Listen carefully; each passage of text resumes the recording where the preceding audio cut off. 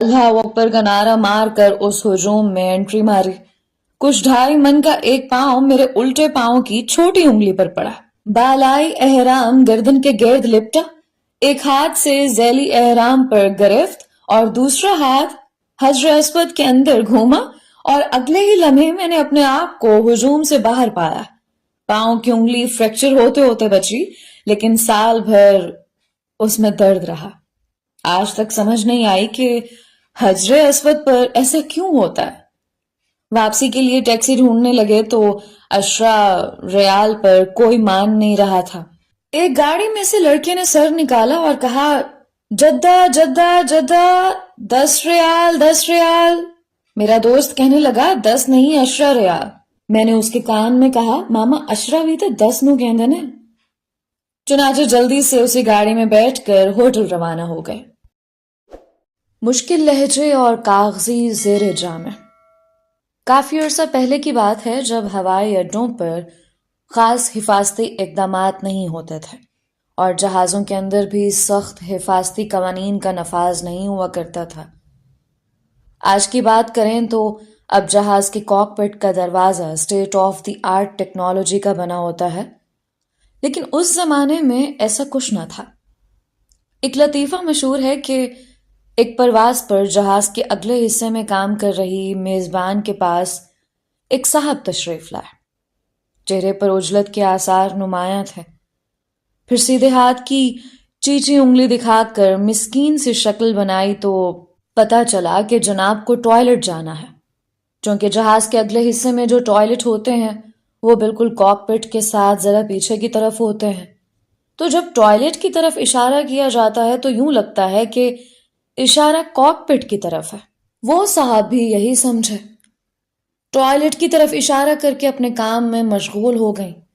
وہ صاحب فوراً ہی پلٹ آئے اور انہیں مخاطب کر کے کہنے لگے، سسٹر کوئی اور ٹوائلٹ نہیں ہے؟ انہوں نے کہا، سر یہ ٹوائلٹ خالی ہی تو ہے۔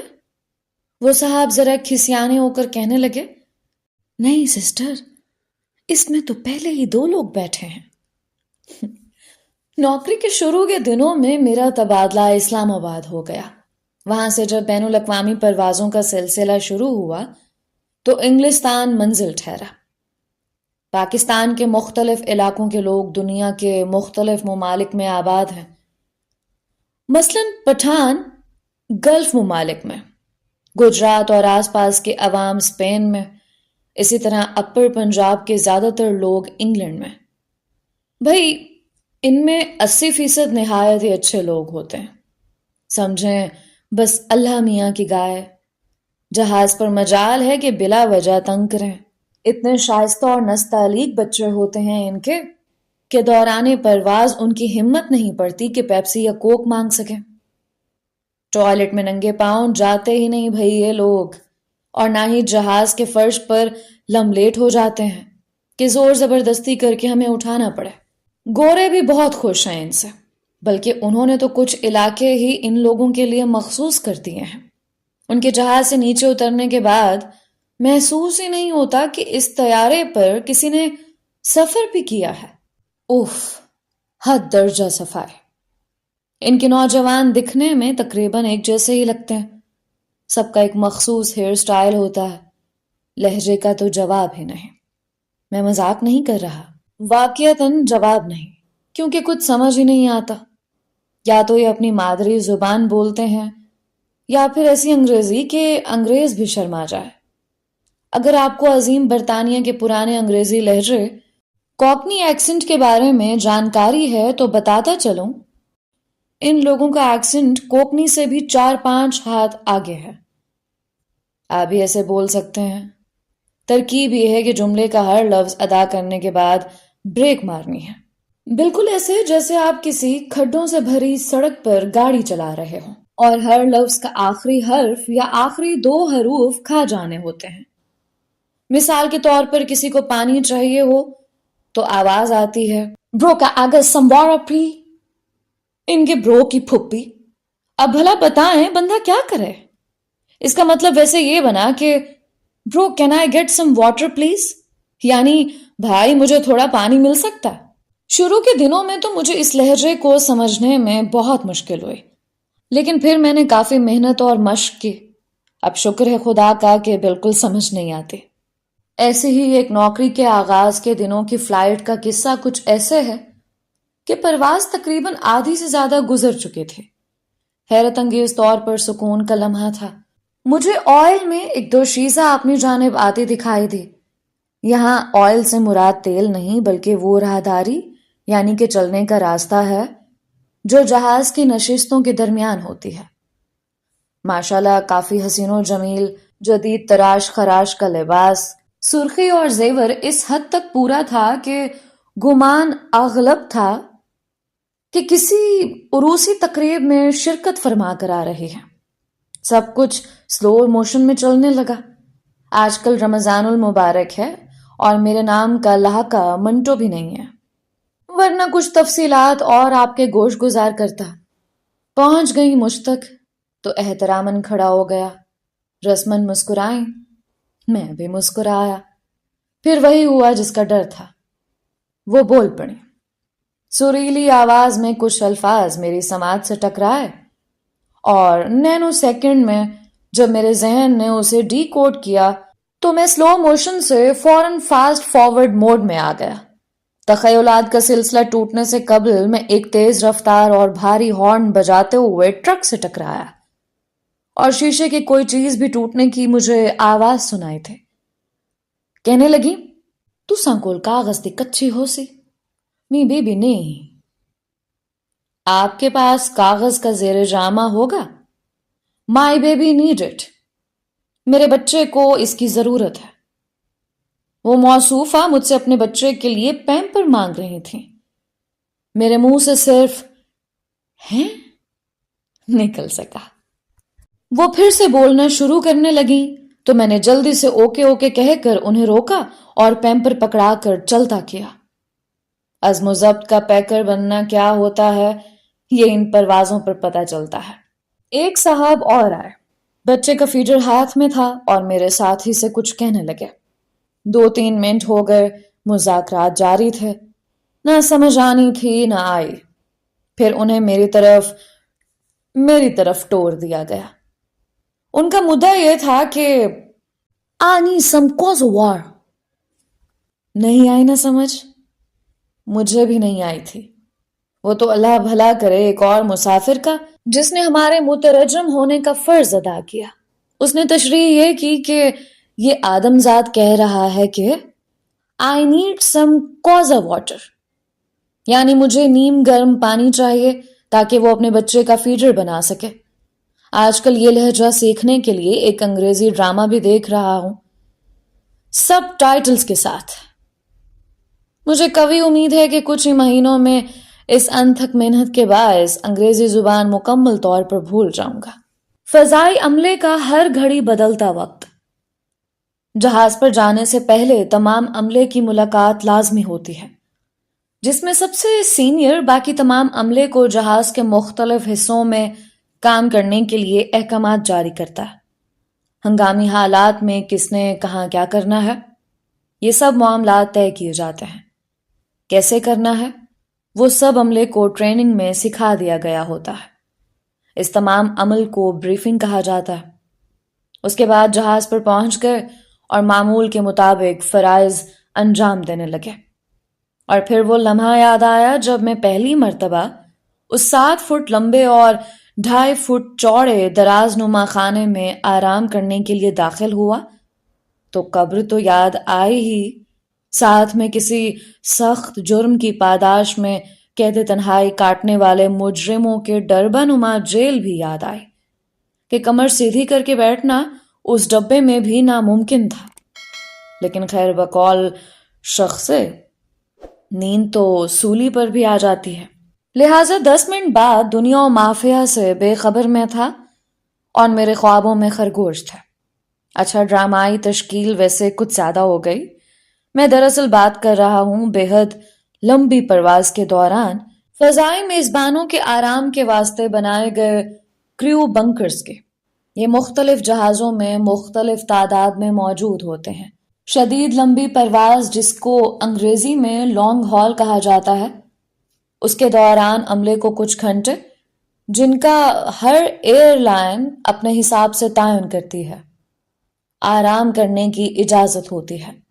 لمبائی اور چوڑائی میں یہ اتنا ہی ہوتا ہے کہ ایک بندہ بس اس میں لیٹ سکے۔ حفاظتی اقدامات کو یہاں بھی نظر انداز نہیں کیا جاتا، بلکہ یہاں تو زیادہ خیال رکھا جاتا ہے۔ مثلاً کسی وجہ سے روشنی کے انتظام میں خلل واقع ہو جائے تو ٹارچ موجود ہوتی ہے۔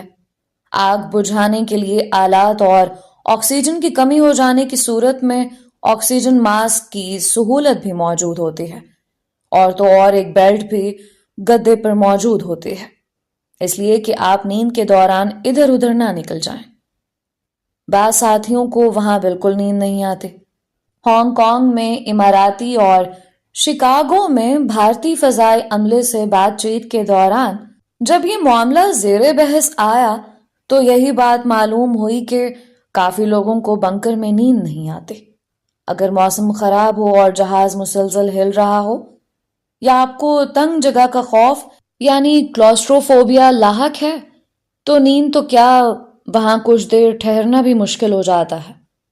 زیادہ تر عملے کی کوشش پھر بھی یہی ہوتی ہے کہ اس وقفے کو غنیمت جانے اور کچھ دیر سو جائے، تاکہ منزل پر پہنچنے کے بعد جیٹ لیگ کا تھوڑا بہت مقابلہ کیا جا سکے۔ جی ہاں، یہ عملے کا وہ امتحان اور آزمائش ہے جو اسے اپنی تمام پیشہ ورانہ زندگی میں درپیش رہتے ہیں۔ انسان کے جسم میں ایک گھڑی نصب ہے، وہ اس کو اپنے روزمرہ معمولات کے مطابق آراستہ کرتا ہے اور پھر اسی کے حساب سے چلتا ہے۔ سونے جاگنے کا وقت مقرر ہو جاتا ہے، کھانا پینا اسی وقت کے حساب سے ہوتا ہے، یہاں تک کہ تقاضائے قدرت کے اوقات بھی منظم ہو جاتے ہیں۔ اب اگر آپ ان اوقات کو درم بھرم کر دیں گے تو کیا ہوگا؟ بالکل صحیح جواب سوچ رہے ہیں آپ اس سوال کا۔ جی ہاں، آپ ایک فضائی میزبان میں تبدیل ہو جائیں گے۔ اس گھڑی کے اوقات بار بار بدلنے سے جو اثرات جسم پر ہوتے ہیں ان کی فہرست طویل ہے۔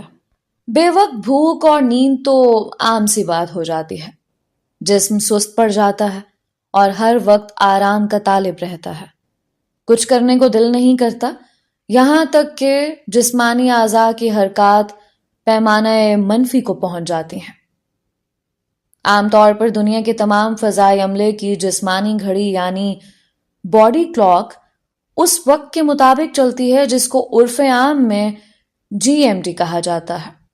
ایک غیر محسوس طریقے سے تمام فضائی میزبان اور پائلٹس عام زندگی میں GMT کے حساب سے چلنا شروع کر دیتے ہیں۔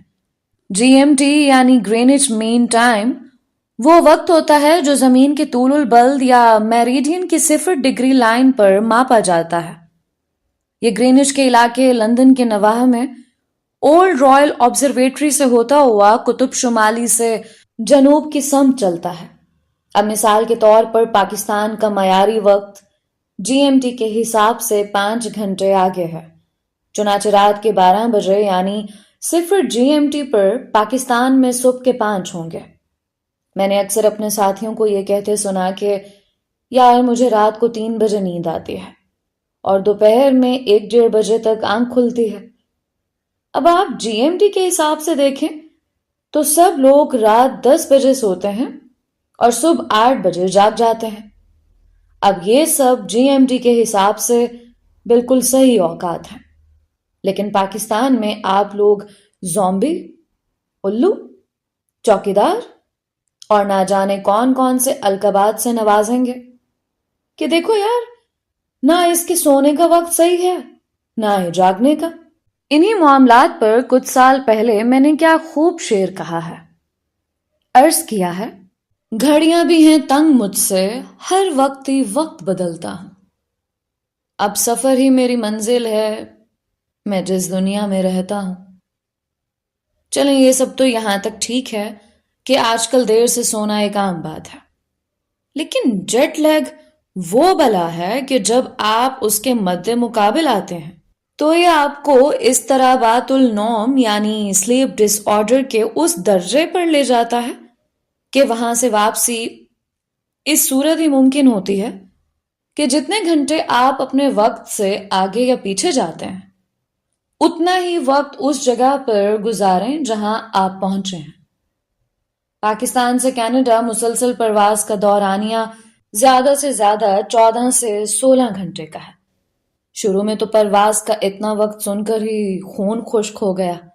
ویسے یورپ جاتے ہوئے 7-8 گھنٹے لگ جاتے ہیں، جو کہ کافی لوگوں کے لیے بہت زیادہ ہیں، لیکن ہمیں اتنے وقت کی عادت تو ہو گئی تھی۔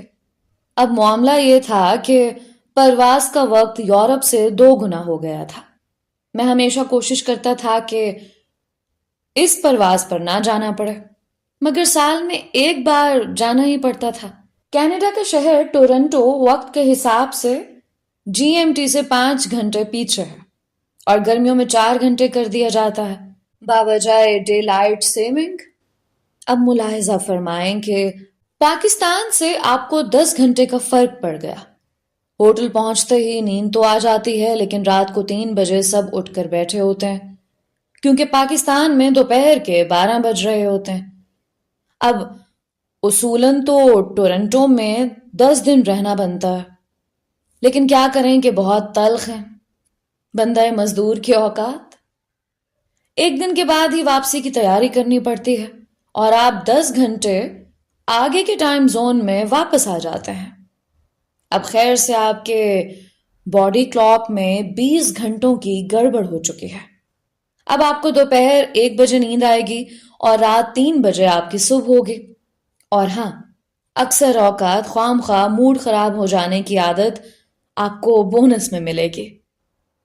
لہٰذا اگر آپ کے جان پہچان والے لوگوں میں کوئی فضائی میزبان ہے تو یہ سب باتیں آپ ان سے ملنے جلنے کے معاملات میں ملحوظ خاطر رکھیں۔ یہ نوکری سخت زیادہ اور نرم کم ہے۔ دور کے ڈھول واقعی بہت سہانے ہوتے ہیں۔ برفانی طوفان میں فضائی میزبان۔ دسمبر 2010 کی ایک صبح گھر سے لندن جانے کے لیے نکلا۔ فلائٹ کا پیٹرن تو لاہور سے لندن تھا، لیکن قسمت کا پیٹرن معلوم نہ تھا۔ سب کچھ معمول کے مطابق تھا۔ لندن کی فضائی حدود میں پہنچنے سے پہلے ہی ہمیں ATC یعنی کہ ایئر ٹریفک کنٹرول ٹاور نے یہ خبر سنا دی کہ لندن میں اس وقت طوفان باد و برفان نے تہلکہ مچایا ہوا ہے، لہٰذا آپ پیرس کی طرف چلے جائیں۔ ان دنوں یورپ میں برف باری کے طوفان نے تباہی مچائی ہوئی تھی۔ صرف فضائی نظام آمد و رفت ہی نہیں، زمینی نظام بھی بری طرح متاثر تھا۔ کرسمس کی چھٹیاں قریب تھیں۔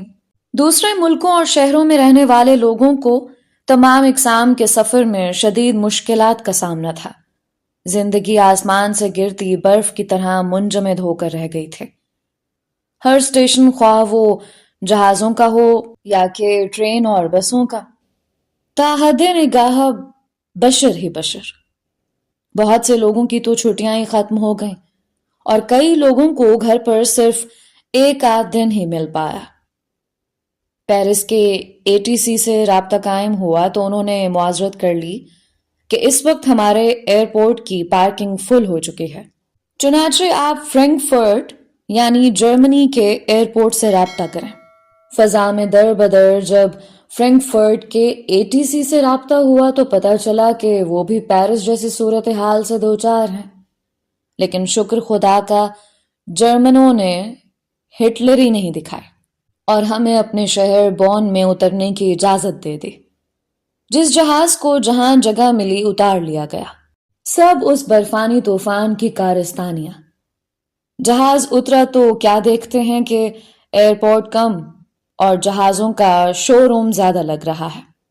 ہر رنگ و نسل و درجہ و سائز و ایئر لائن کا جہاز موجود تھا۔ صرف ایک سیل سیل سیل زنانہ مردانہ بچگانہ کے بورڈ کی کمی تھی۔ خیر جہاز تو اتر گیا، لیکن ایئرپورٹ پر بندہ نہ بندے کی ذات۔ 4 سے 5 گھنٹے گزر گئے، کوئی پوچھنے نہ آیا۔ کوئی ہوتا تو آتا۔ یورپ میں غروب آفتاب کے بعد بہت کم پروازیں اڑان بھرتی ہیں، اور پھر موسم بھی ایسا دل فریب اور روح افزا ہو تو مردانہ طاقت کی کمی واقع ہو ہی جاتی ہے۔ یہاں مراد مین پاور ہے۔ سمجھ تو آپ گئے ہوں گے۔ لیکن 90% مسافر خواتین و حضرات کو یہ سمجھانا کہ ہر ملک کے اپنے قوانین ہوتے ہیں. دنیا کے ہر ایئرپورٹ اور اس میں کام کرنے والے لوگ اس ایئر لائن کے نمائندے نہیں ہوتے جس کا ٹکٹ خرید کر آپ محو پرواز ہوئے تھے. اور اگر آپ مجوزہ منزل پر اترنے کے بجائے کہیں اور یا کسی اور ملک میں اتر جائیں تو یہ نارمل نہیں، ہنگامی حالات ہوتے ہیں. جوئے شیر نہیں، جوئے شیر کبیر لانے کے مترادف ہے. یہ تو بتانے کی ضرورت نہیں ہے کہ ہمارے کرم فرماؤں کی وجہ سے ہمارا جینا، جو کہ ان حالات کی وجہ سے پہلے ہی کوئی خاص حلال نہیں رہ گیا تھا، برداشت کی اس مخصوص سطح پر پہنچ گیا تھا کہ جس کے بعد زہر آلود خنجر نکال کر اپنے ہی سینے میں گھونپنا باقی رہ جاتا ہے. معاف کیجیے گا، یہ میرے دل کی آواز تھی. بڑی مشکل سے ایک بس مسافروں کی جہاز سے ایئرپورٹ کی عمارت تک ترسیل کے لیے آئے، جس میں تمام مسافروں کو ان کے تمام دستی سامان کے ساتھ بٹھا کر لاؤنج میں بھیجا. اس موقع پر میڈیا نے ہمارا اتنا ساتھ دیا تھا جتنا بروٹس نے سیزر کے آخری وقت میں. جہاز کا عملہ سب سے آخر میں جہاز چھوڑتا ہے، خواہ وہ نارمل حالات ہوں یا ہنگامی. جب سب مسافر ایئرپورٹ لاؤنج میں پہنچ گئے تو انہوں نے دیکھا کہ عملہ تو کہیں نظر نہیں آ رہا. کسی نے سوچا بھاگ گیا ہوگا اور ویڈیو بنا کر اپلوڈ کر دی کہ مسافر بے یار و مددگار ہیں اور عملہ بھاگ گیا ہے. میڈیا نے ہر جگہ خبر چلا دی. افسوس کہ اگر وہ نساء نابینا کا طفل نارس تھوڑا انتظار کر لیتا تو اسے صورتحال سمجھ آ جاتی اور بندہ پوچھے بھائی -20 کے درجہ سرد یعنی حرارت تو اس ٹھنڈ میں اعضائے رئیسہ سے بھی کوچ کر چکی تھی، اس میں آدمی کہاں بھاگ سکتا ہے اپنے کرم فرما مسافروں کو چھوڑ کر. جب یہ سب آن ایئر چل رہا تھا تو اس وقت ہم سب جہاز سے پانی کی بوتلیں اور کچھ بسکٹ اور سینڈوچ جمع کر رہے تھے تاکہ مسافروں، خاص طور سے بوڑھوں اور بچوں کو دے سکیں، کیونکہ کچھ پتہ نہیں تھا کہ اب ایئرپورٹ پر کتنا وقت لگے گا. لیکن جب اس خبر کا پتہ چلا تو اسی زہر آلود خنجر کا خیال آیا اور خیالات کے پلے بیک میں گانا چل پڑا. اچھا سلا دیا تو نے میرے پیار کا. زیادہ تر پاکستانی پاسپورٹ کے حامل مسافروں کو جرمن ویزا دیا گیا جس میں کچھ گھنٹے مزید لگے. چونکہ اس شہر میں ہماری ایئر لائن کا دفتر نہیں تھا، اس لیے مقامی اتھارٹیز نے فرینکفرٹ میں موجود آفس سے رابطہ کر کے ایک ہوٹل میں قیام کا بندوبست کیا. اس ہوٹل میں ان تمام ایئر لائنز کے مسافر بھی موجود تھے جن کے جہاز بون کے ایئرپورٹ پر کھڑے تھے. مزے کی بات ملاحظہ فرمائیں کہ چونکہ جہاز کا ہولڈ یعنی جس میں مسافروں کا ہلکا پھلکا اوور ویٹ سامان رکھا جاتا کسی بھی انجینئر کے نہ ہونے کے سبب نہیں کھل سکا، لہٰذا سوائے چند ضروری کاغذات اور پاسپورٹ کے علاوہ بس یونیفارم ہی ہمارا کل اثاثہ تھے. صرف ایک ساتھی کے پاس رات کو سونے کا پاجامہ تھا جس پر کارٹون بنے ہوئے تھے، وہ بھی اس نے کپتان صاحب کو عذرائے ہمدردی دے دیا کیونکہ ان کے پاس بھی کاغذات ہی تھے جن کو پہنا نہیں جا سکتا. ہم لوگ 2 دن اسی جگہ پھنسے رہے. آخر جانے کا دن آیا لیکن ابھی اور امتحان باقی تھا. جہاز پر پہنچے تو ایسا محسوس ہوا کہ سیاچن کے کسی گلیشیئر میں پھنس گئے ہیں. -15 سے 20 ڈگری میں طیارہ 2 دن سے کھڑا تھا. جب تک درجہ حرارت نارمل لیول تک پہنچتا ہماری تو کلفی بن جانی تھی. حل یہ ڈھونڈا کہ تمام اوون چلا دیے اور سامنے کھڑے ہو گئے. شکر ہے بوائلر چل رہا تھا. گرم پانی کی بوتلیں بھر بھر کے جسم کے اطراف میں گھمانی شروع کر دیں. جہاز کچھ گرم ہوا تو مسافروں کو بھی بلا لیا تاکہ درجہ حرارت جلد بڑھ جائے اور ایسا ہی ہوا. کل ملا کر 8 گھنٹے ہو گئے. پھر کہیں ٹیک آف کرنے کی باری آئی کیونکہ ہمارے جہاز سے پہلے لاتعداد جہاز قطار میں لگے اپنی باری کا انتظار کر رہے تھے. ہر جہاز کو اتنی شدید ٹھنڈ میں ڈی آئس کرنا لازمی ہوتا ہے. یہ کیمیکل ہے جسے گلائکول کہتے ہیں اور پانی کو ملا کر بنایا جاتا ہے. پھر اس کو گرم کر کے پریشر سے جہاز پر سپرے کیا جاتا ہے تاکہ جہاز پر جمی ہوئی برف پگھل جائے اور وہ اڑان بھرنے کے لائق ہو جائے. آخر کار ہمارے جہاز نے اسٹینسٹڈ کے لیے ٹیک آف کیا. جی ہاں، لندن کا ہیتھرو ایئرپورٹ ابھی تک بند تھا.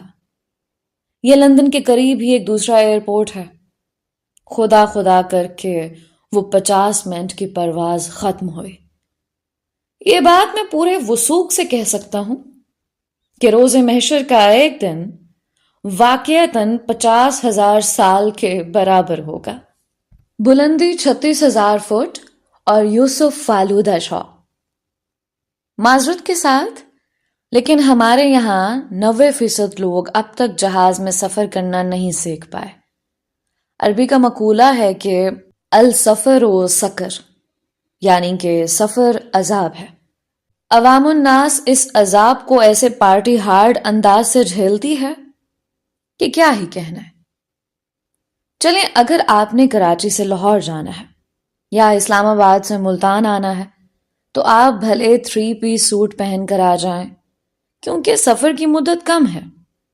لیکن اگر آپ نے پاکستان سے یورپ یا امریکہ کی طرف سفر کرنا ہے تو آپ، خاص طور سے خواتین، ایسے تیار ہو کر تو نہ آئیں کہ ٹھیک 8 گھنٹے 40 منٹ کی پرواز کے بعد جہاز سے اترتے ہی آپ نے مہندی کا فنکشن اٹینڈ کرنا ہے. اس 8 گھنٹے 40 منٹ کے علاوہ 4 گھنٹے پہلے ایئرپورٹ پہنچنا اور مقررہ مقام پر اترنے کے بعد کسٹم امیگریشن سے فارغ ہو کر گھر پہنچنے تک 15-16 گھنٹے بنتے ہیں. کچھ سال پہلے ایسی ایک طویل دورانیے کی پرواز پر ایک صاحب تشریف لائے. گرم کپڑے کا 3 پیس سوٹ پہن رکھا تھا. مہینہ اکتوبر کا تھا. پاکستان میں تو سردی آتے آتے آتی ہے، لیکن یورپ میں موسم کافی ٹھنڈا ہو چکا تھا. دوران پرواز میری ان صاحب پر نظر پڑی تو سیٹ کے اوپر پینل میں لگے ہوئے لائٹ بلب کو اپنی طرف کھینچ رہے تھے اور گھما رہے تھے. چونکہ کچھ جہازوں میں ایئر کنڈیشننگ سینٹرلائزڈ ہوتی ہے، اس لیے وہ اسے ایئر وینٹ یعنی پنکھا سمجھ رہے تھے. میرے پوچھنے پر ذرا گرمی کھا گئے اور کہنے لگے، اے پین تو ہڈا اے سی کام نہیں جے کر رہا تے اتوں تسی پکھے چ لائٹاں بالیاں نے. یعنی بھائی، آپ کا اے سی کام نہیں کر رہا اور اوپر سے آپ نے پنکھوں کی جگہ لائٹیں جلائی ہوئی ہیں. مختصر یہ کہ میں ان کو اپنے ساتھ گیلی میں لے گیا، وہ جگہ جس کو زیادہ تر لوگ کچن کہتے ہیں، اور کچھ مہربان تو یہ تک سمجھتے ہیں کہ ہم نے وہاں تندور لگائے ہوتے ہیں اور بریانی کی دیگیں چڑھائی ہوتی ہیں. ان صاحب کو ٹھنڈا پانی پلایا، ان کا کوٹ، واسکٹ اور ٹائی اتروائے، کالر کا اوپر والا بٹن کھلوایا، آستین اوپر چڑھوائی. پھر ان کا درجہ حرارت نیچے آیا اور انہوں نے محسوس کیا کہ جہاز کا اے سی بھی چل پڑا ہے. جہاز کے سفر میں کم سے کم کھانا چاہیے، زیادہ پانی پینا چاہیے. تحقیق یہ کہتی ہے کہ جہاز میں 3 گھنٹے کا سفر آپ کے جسم سے 1 لیٹر پانی چوس لیتا ہے. ہلکے پھلکے کپڑے پہننے چاہیے، دوسرے مسافروں کا بھی خیال کرنا چاہیے اور جہاز کے عملے سے تعاون کرنا چاہیے. ایک دوست نئے اسٹیورڈ یعنی کہ فضائی میزبان بھرتے ہوئے پہلی مرتبہ ایک اعلیٰ ہوٹل میں قیام کیا. شاور میں گئے، باتھ ٹب کے اندر کھڑے ہیں، کوئی ٹونٹی نظر نہیں آتی. ایک لیور لگا ہوا تھا، اسے اٹھایا تو نل میں پانی جاری ہو گیا. یا خدا، اب یہ پانی اوپر کیسے جائے کہ شاور میں آئے اور نہانا شروع کیا جائے؟ کوئی بالٹی بھی نہیں تھی آس پاس. باوجود کوشش کے وہ کنورٹر ہک تلاش نہ کر سکے جو اکثر شاور میں نل کے بالکل اوپر لگا ہوتا. آخر اسی نل کے نیچے سر دے کر نہانا شروع کر دیا. کمر دوہری ہو رہی تھی، منہ نہ چاہتے ہوئے بھی اس جالی یعنی کہ ڈرین کے بوسے لینے پر مجبور تھا جہاں سے فاضل پانی کا اخراج ہو رہا تھا. یوں سمجھے الٹا لیٹ کر نہانا شروع کر دیا. سر پر شیمپو لگا کر بوتل ٹب کے سائڈ پر رکھنے لگے تو ہاتھ اتفاقاً اس کنورٹر ہک پر جا لگا اور شاور سے ایک دم پانی برسنے لگا۔ اس گھبراہٹ میں کہ یہ پانی کہاں سے آنے لگا اور کہیں کوئی باتھ روم میں گھس تو نہیں آیا، ایک دم انہوں نے سر جو اٹھایا تو سیدھا نل میں جا لگا۔ ٹھا وائی کی آواز نکلی اور سر کو دونوں ہاتھوں سے پکڑ کر جو اٹھنے کی کوشش کی تو ٹب جو شیمپو گرنے کی وجہ سے سلپری ہو گیا تھا اس کے اندر پھسل گئے اور دھڑام سے چاروں شانے چت۔ ہوٹل مالکان کے گھر والوں کو نازیبا الفاظ میں پکار کر غصہ ٹھنڈا کیا اور جدید غسل خانے میں نہانا سیکھ کر باہر نکلے۔ جہاز میں آپ جتنی دیر سفر کرتے ہیں اس دوران آپ کو مصنوعی آکسیجن پر رکھا جاتا ہے، یعنی جتنی آکسیجن کم از کم سانس لینے کے لیے ضروری ہوتی ہے، ورنہ 36,000 فٹ کی بلندی اور K2 پر چڑھ کے سانس لینا ایک ہی بات ہوگی۔ ایک مرتبہ جدہ جاتے ہوئے ایک بوڑھی خاتون نے مجھے بلایا اور کہنے لگی، پتر ایک کھڑکی نہیں کھل دی، میرا تو ساں گھٹدا ویندے، یعنی بیٹا یہ کھڑکی نہیں کھلتی، میرا سانس رک رہا ہے۔ اور یہ حقیقت ہے کہ بوڑھے اور کمزور لوگوں کو سانس لینے میں واقعی مشکل ہو سکتی ہے۔ مجھے یقین ہے کہ آپ جاننے کے لیے بےتاب ہوں گے تو بتاتا چلوں کہ میں نے کھڑکی نہیں کھولی۔ یہ نوکری کرنے کے لیے مستقل مزاجی چاہیے، بہت سی باتوں پر سمجھوتا کرنا پڑتا۔ عید، شب برات، شادی، غمی اور بہت سی دیگر تقریبات پر آپ کا ہونا یا نہ ہونا آپ کی فلائٹ پر منحصر ہوتا ہے۔